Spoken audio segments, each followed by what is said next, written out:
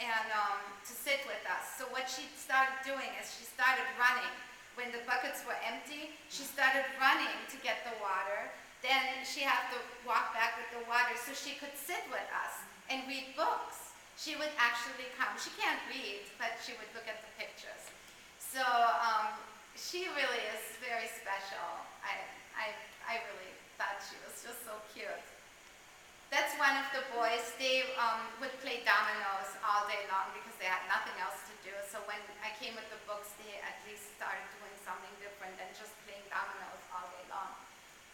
And again, here, you know, you give them books, they start getting involved. This is us being silly. I mean, it's hot. We live on the street. I have a tent, you know, and so we started making funny faces after a while. And that's our last slide. So that's Haiti Reads. I really welcome some questions. I know I didn't go through everything, but do you have any questions for me? How long do you think it's going to take to build a new library? I have a lot of people who I have a lot of resources. So one of the things that I'm thinking of doing right now is that we partner up with another school who has space for us, and we move our collection into there.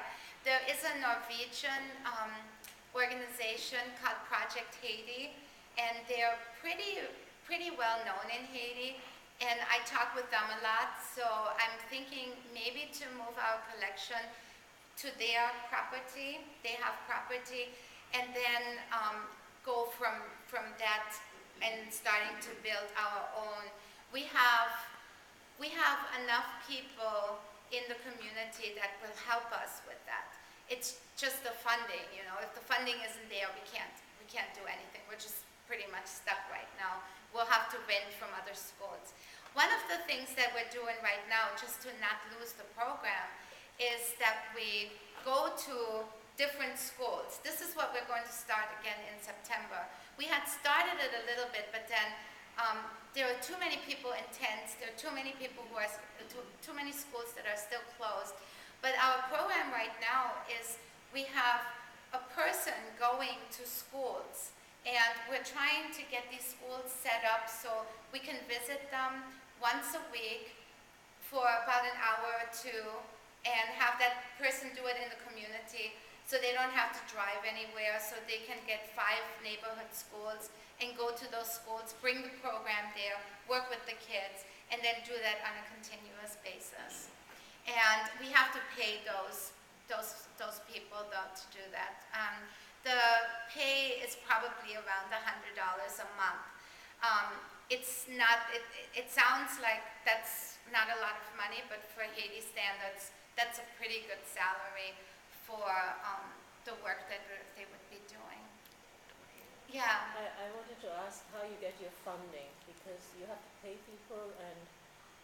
Yeah, the funding, the way we do it is, well, through donations, and all the members who are employed and live here in the United States, we have a monthly membership fee of $20. So we get a little bit of money coming in that way.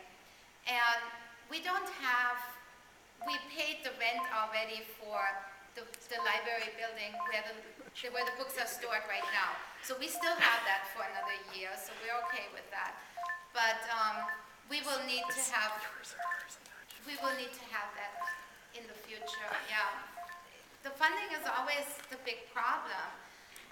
That's what every NGO, non-for-profit, goes through. So when we were not getting as much funding as we were hoping, I said, well, if everybody would volunteer to give $20 a month, that's not too much money. You can deduct it from your taxes at the end of the year. And so that really helped a little bit to get some money into the organization. There are also some places in Haiti where we could purchase books, and then that would save us shipping charges. But you know, they actually, once a year, they have some outdoor festival with books, once a year.